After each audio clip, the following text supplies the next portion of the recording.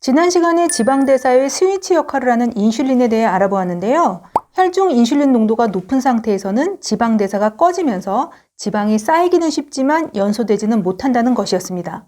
자, 이러한 인슐린과 지방대사의 연관성을 활용한다면 체지방을 감량하기 위한 성공 전략의 핵심은 다음에 두 가지라고 말씀드렸죠. 첫 번째, 인슐린을 자극하지 않는 저탄수화물 식이.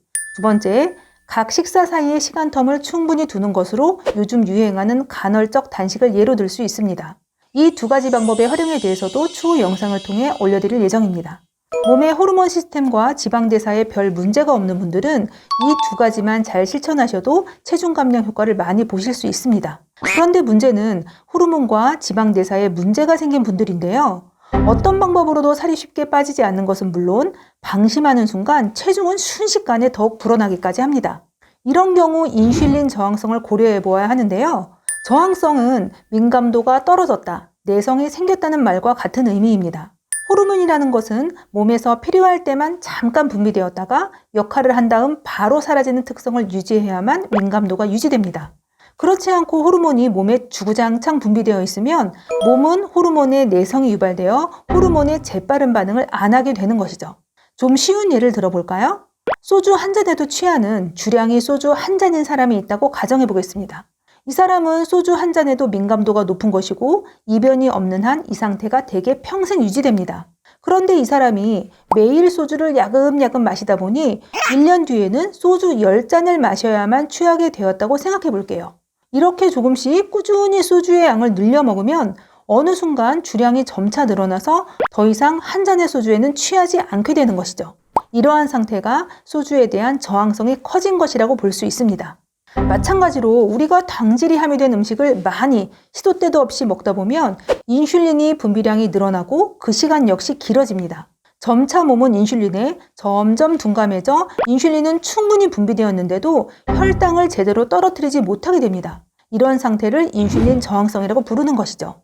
그런데 인슐린 저항성을 개선시키지 못하면 문제는 점점 더 극단으로 치닫게 됩니다.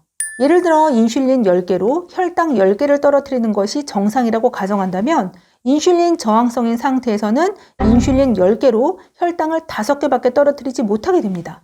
그렇다면 인슐린을 추가로 더 10개 분비해야 남은 5개의 혈당이 떨어지겠죠. 그런데 문제는 시간이 흐르면 저항성은 점점 더 커집니다. 술을 먹으면 먹을수록 주량이 조금씩 더 느는 것과 같은 이치죠. 혈당 10개를 떨어뜨리기 위해 인슐린이 20개가 필요한 상황에서 멈추지 않고 점차 30개, 40개까지 인슐린의 농도는 더욱더 극단적으로 상승합니다. 이런 상태가 되면 당질이 든 음식을 섭취하는 것과 관계없이 지방대사가 꺼진 상태가 지속되면서 체중이 팍팍 불어나게 됩니다. 즉 우리가 유지해왔던 임계체중, 체중의 꼭지점이 점점 상승하게 되는데요. 한번 뚱뚱해지기 시작하면 더 뚱뚱해지기 쉬운 이유가 여기에 있습니다. 그런데 많은 양의 인슐린이 한도 끝도 없이 분비될 수 있는 것은 아닙니다.